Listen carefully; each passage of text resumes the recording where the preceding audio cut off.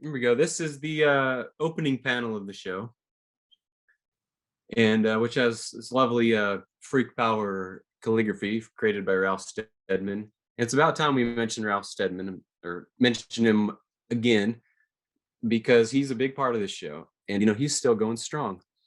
He's out there in England, still making politically charged, amazing illustrations and art, and he's created new work for this show, including this graphic, the Freak Power logo. Anyway, there's an important quote hidden down in the bottom left corner here. Politics is the art of controlling your environments. Hunter S. Thompson. And I wanted that to be one of the opening quotes of this show, because you really see, him mixing politics and art, and you also see him in full costume here. Hmm. And you mentioned political theater, and I don't know if you can find any better examples of political theater than Hunter Thompson running for office. But Totally. anyway, Yes, there's sir. a lot of text here, and which I wrote, most of the text. And this is also because Daniel was so busy making this film, which one reason I mentioned the film. He was so busy with that's why I was so happy to help jump on board and help him, organize his show and do text and things because he put so much into that film. Anyway, here we go. Okay, so you walk into the gallery, and there's the most iconic Thompson for Sheriff poster, obviously, for his Mhm. campaign. And you look up above that to the left, there's common sense in the apparent madness of my campaign. Another gem, um, another showcase of his sense of the political theater. And it's So, not that he invented any of this madness, he just placed it perfectly well to emphasize the points that needed to be emphasized. Anyway, I also want to mention with this show, it was a really great collaboration with Poster House, which is a great museum. It's only been open less than 2 years now in Manhattan, all right. between Chelsea and Flatiron, and particularly Ola Baldish, which is the exhibition designer who put her heart and soul and did amazing work. And it was such a pleasure to work with her to lay out this show. It And you'll looks see what I'm talking beautiful. about. Jury, I have to say that this is excellent. It looks really beautiful. Well, thank you, and thanks to the staff at Poster House as well. And okay, so the show is divided up into different sections. There's 10 sections in this installation, and so this is the philosophy area where we talk about some of the obviously the principles and the moral issues that underline the Freak Power movement, but also talk. That's also about Gonzo. And what is Gonzo? It's a certain philosophy. It's kind of an attitude, a way of life, and you see there that American Dream poster, which was actually created by Tom Benton on the night of Bobby Kennedy's assassination. Oh, wow. When he heard the news, he stayed up all night and made that poster, which it has a brain in the crosshairs and a little dove flying, the American Dream, and which is echoes a lot of Hunter Thompson's quotes about his efforts to save the American dream, his fears that the American dream is dead. And in one of the closing lines of the film, I proved what I set out to prove: the American dream really is fucked. I- Yeah. This is but- one of the questions that I have for you later. This is something that I've really been thinking about. Okay, great. Well, anyway, I'll keep moving here. Hmm. And just another view of the philosophy section, and there's a little quote I think I'll read. I'm not at all embarrassed by the use of the word freak. I think the way things are going in the country right now, it's a very honorable designation, and I'm very proud of it.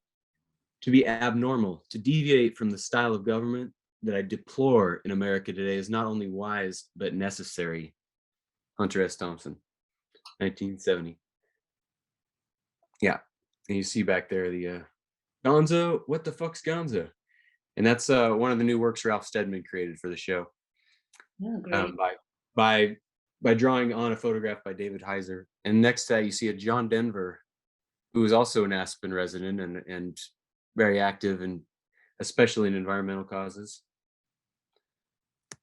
John Denver is the singer, right? Yeah, exactly. You fill up my senses, right? It's that Yeah. guy. Yeah, So yeah. Yeah, yeah. He was also an Aspen resident who was, who was an activist for especially environmental causes, like I say. right. But, Hmm. but anyway, and so then there's a section about the political art that was the political posters created by Tom Benton, which were far-ranging. Obviously, like with Hunter's work, Nixon was one of his greatest nemesises and one of his greatest targets. And but some of these are even later. There's you see the re-elect the president. Well, that was Nixon, but this one down here, celebrate man's inhumanity to man, re-elect the president. That was actually made for Bush's re-election. That was that's the latest work in the show. And but most of these posters come from the late 60s and the early 70s, and there's a lot of references to other political art, references to Japanese art, and it's some really fantastic stuff, all expertly created. And he hand cut all of the lettering to make stencils for his screen printing, and really a master, Tom Benton, an incredible artist. Absolutely. And So powerful. Everything you can analyze the composition, the palette, just everything. It's fantastic. yeah, really is great. And so one of Hunter and Tom Benton's greatest collaborations, here's a picture of them together. And also great job by the exhibition designer Ola to put this newspaper article spilling into the space. But but this is an article in the Aspen Times in 1970 announcing the publication of the Aspen wall posters, which was a collaboration from Hunter Thompson and Tom Benton. I mean, they created their own publication, which was a form of culture jamming, a form of if they couldn't trust the newspapers to publish what needed to be said, they would make their own news. But it was also very satirical, but it had a lot of very poignant political commentary and great art. And so to show you some more of that, so here's you can see on the right there, there's some of the Aspinwall posters, the fronts hanging up, and you can see some of the Fat City with the sheep wandering into town and Mhm. the American Dream. There you go. And and on the backside, it's all this text by Hunter Thompson, which is really powerful stuff. It's really powerful stuff. And I don't have time to read all that for you today. But a lot of that is reproduced in Daniel Joseph Watkins's books, Freak Power, and also the book Thomas W. Benton, Artist Activist. And if you can't get to New York to see the show, we hope to bring it to wherever you are so you can see the stuff in person. Yeah, bring it to Europe, Yuri. Yeah, I would love to, and I invite all of you watching this to, if you got ideas, please reach out, because now that the world is reopening from the pandemic, we're having conversations with a lot of institutions, and not just the obvious targets. We really want to be democratic in the choices we make on where the show goes, and invite any inquiries from anyone about possibilities to bring this show to wherever you are. Yeah, that sounds great. So And I think it's a great moment to show this kind of stuff again. Yeah, yeah, sure. Because there and are, I don't want to interrupt you because you're still explaining how the show is, but there are so many issues that he was tackling that are so present today. So yeah, anyway, we can talk about this later. But I think he's a wonderful reference, and it's a beautiful show. yeah, So absolutely. Yeah, and on that note, you bring up, without even knowing, my next slide here was the drug law reform, oh, which Thompson and Thomas Benton were big advocates for legalizing marijuana 50 years ago. And Colorado eventually became the first state in the United States to legalize marijuana, and that could well have been related to these guys and their colleagues' efforts to speak intelligently and loudly about some of the wisdom in legalization. Amazing. Hmm. Um, but yeah, and for so many reasons, it's true that this. And Hunter also said with this show that it wasn't just for to change Aspen. He really wanted to set an example for other communities in the world, and that applies all extends all the way to today. Not just other communities in 1970 that should take political action and find creative ways to get engaged, to get involved and make changes, but today, 2021 and beyond. Absolutely. I mean, in many ways, he was advocating a kind of Athenian democracy, so the oldest form Yeah, of democracy there is. So it's just the rule of the yeah, people, of the demos. No, so he really wanted people to have a say and to feel represented, and that's been the problem since the beginning, and it still is. yep, exactly. It's still a struggle to fine tune our ideas of democracy and put it into action. And it's really interesting, if we wanted to go into more in depth about some of Hunter's proposals for an ombudsman, which is basically a representative of the people directly in the government. And you know, anyway, a lot of really fascinating ideas. And here's we're in the section about gentrification, which is obviously a huge issue in Aspen. I mean, Aspenization is now a term for things getting Hmm. priced out. Um, so obviously that was a huge issue, and you see some of the Fat City USA. And sorry, this photo is a little blurry, but there's a great quote. I didn't come here for brighter lights and better hot dogs. And, anyway, the environment, and actually it's something people don't really know about Hunter, but a big part of his policy was based on environmental protections, and all the other people involved with the free power movement were very, very concerned about some of the crazy things happening to their beautiful Rocky Mountain area. Hmm. And so there's a really great section in the show about some of these, and you can see this quote: "The greatest of all crimes are the crimes against our natural earth and all it supports." Hunter Thompson. So anyway, and some more great posters by Tom Benton. And the peace section, which obviously the Vietnam War was in full effect, starting in '68. Tom Benton, particularly, and along with many other concerned Aspen citizens that you can see here, he was making these posters and distributing and having these big peace marches, and mostly because they were appalled by what was happening in Vietnam. Hmm. And there's yeah, we got some of those original posters in the show that you can see there, and some of them are pretty dramatic. He's got the American flag up on the top right, with the stars changing into swastikas, and it says the Fourth Reich. He was very, very concerned about the military-industrial complex, and even making comparisons to other fascist regimes with complete sincere fear that the American regime was turning into a fascist regime. Hmm. Anyway, and the great poster with the American flag dripping blood. We are all prisoners of war. And anyway, and you can see on the far right there, this slide, that we have an original screen print, original screen, excuse Hmm. me, that was used to print the Hunter Thompson for sheriff posters. Beautiful. Yeah,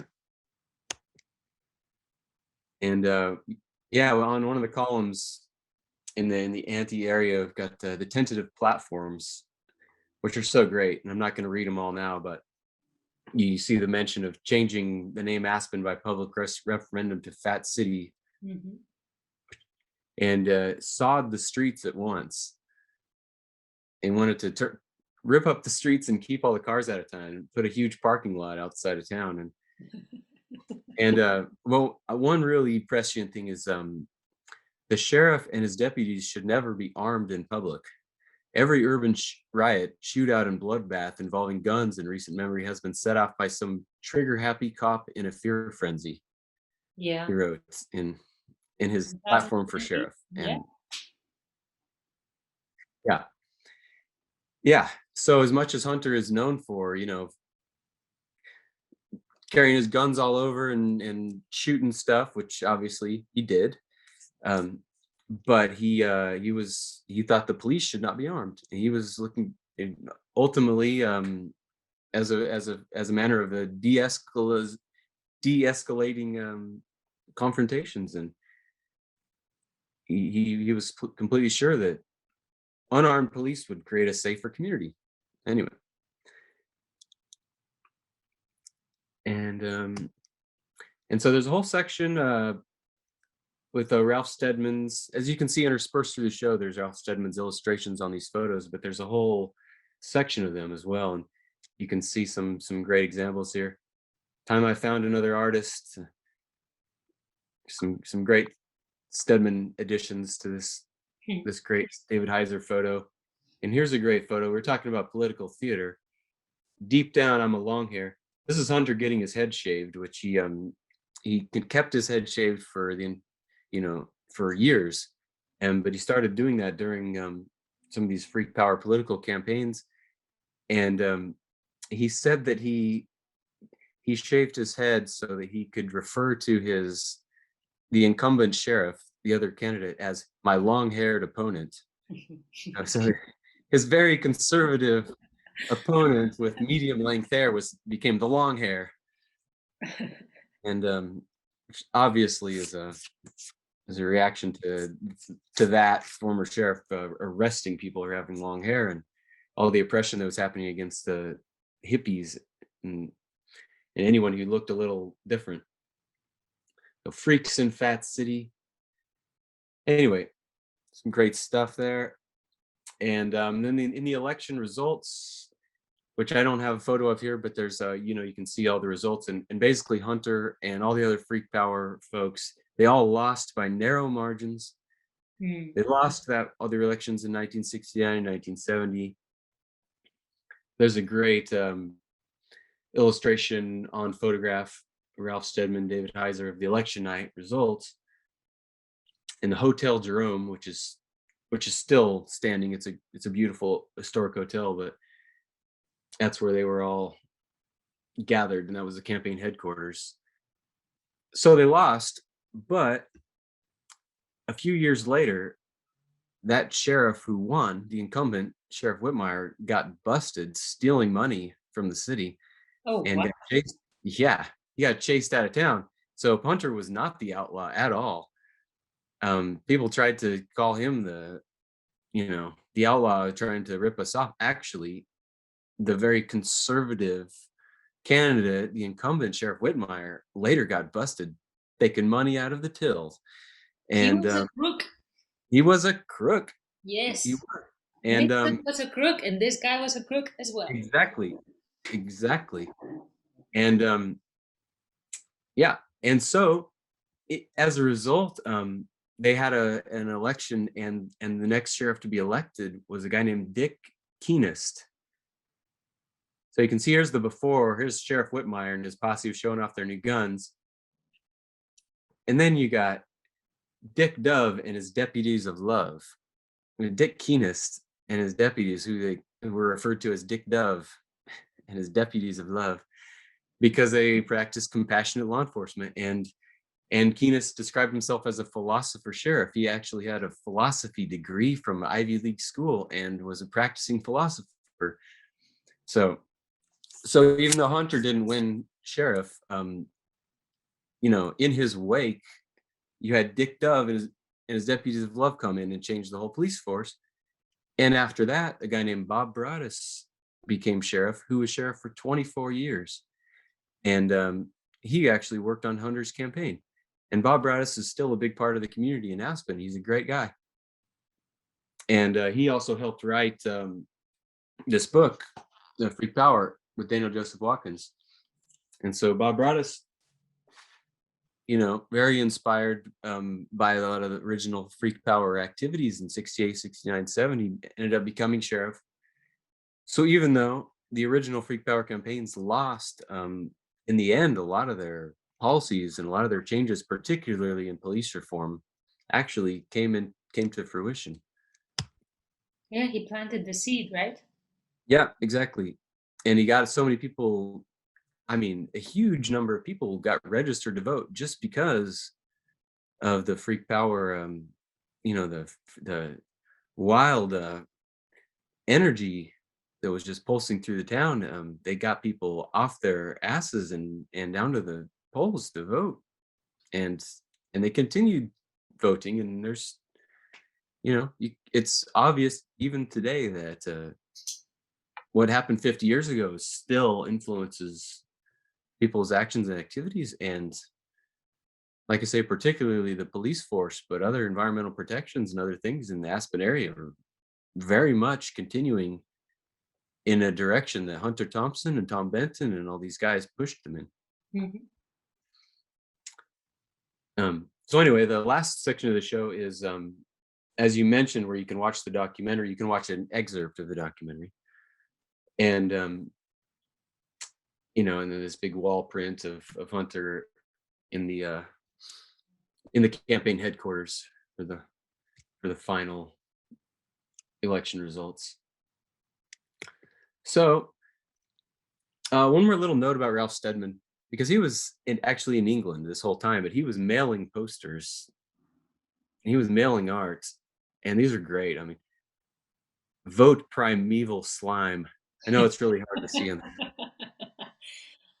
Yeah, and take another look at your sheriff and vote before he shoots. But I love the vote primeval slime. I wish we had better images of it. But and I'm also really glad that this show sheds some light on Oscar Zeta Acosta, who from Fear and Loathing in Las Vegas as Dr. Gonzo. He Hmm. was Hunter's sidekick. But Oscar Zeta Acosta was actually quite a quite an important figure, and he inspired Hunter a lot. I mean, Oscar got into politics even before Hunter. Oscar ran for sheriff of Los Angeles County, got over 100,000 votes, and he was you know he's very much an advocate, especially for rights of Latino, Latina, Chicano, Chicana, Hmm. in of people in Los Angeles area, and actually was also a creative writer as well. And so he had a lot in common with Hunter, and they both pushed each other and inspired each other in a lot of ways. Yeah, also another very romantic figure. Yeah, absolutely. And so yeah, I'm just gonna flip through a few of the posters here. Feel free to pipe in if you got any thoughts. I don't know. I'm just, I'm amazed. I'm just looking at them and listening to you. I feel like I'm watching a movie. Well, Wonderful. good, Yeah. good. Yeah, I mentioned some of their environmental causes. This is a great Thomas Benton poster. Earth, born 5 billion BC, died 20th century AD. Cause man. Wow. Wonderful. Yeah, another one of the Fat City, USA. And some of these wall poster. This is the back of the wall poster, and somewhere in this text, there's a quote where Hunter says that there's basically a void in politics, and we intend to fill it. And this helps kind of explain Hunter's attitude and why he even got involved. He didn't want to be sheriff. He didn't want to be a politician, but he sensed a huge void and nobody else stepping up Mhm. to take action. So that's what he did.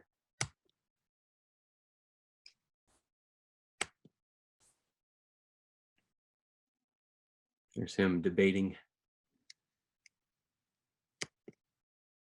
There's another, got Oscar in the background. This wonderful work. It's so iconic. It's fantastic. It's really good. Yeah, really is great. And some of this is being shown for the first time at Poster House in New York, and as you mentioned, up until August 15th. So please come visit it if you can, and if not, I hope to bring it to wherever all of you are. Yeah, we hope so too.